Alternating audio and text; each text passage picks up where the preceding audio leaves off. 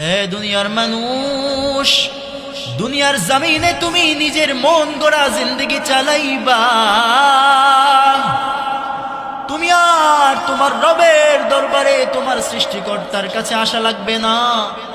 হে গোলাম, তুমি মনে করেছো যে তোমাকে অনর্থক বানানো হয়েছে, কোন রকম খাই দাই, কোনো কাজ নাই, কোন রকম জিন্দেগি হায়াতের জিন্দেগি পার করে দিবা। তুমি মনে করেছো কবরে যখন যাইবা তোমাকে কোনো হিসাব নিকাশ করা লাগবে না। রে গোলাম, না রে গোলাম, না।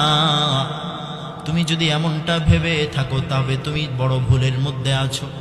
এ মুসলমান, আপনারাই বলেন তো, আল্লাহ তাআলা কি আমাকে আপনাকে বিনা কারণে বানাইলেন নাকি? আরো জোরে বলেন। আল্লাহ তাআলা আমাদেরকে বিনা কারণে বানান নাই। বড়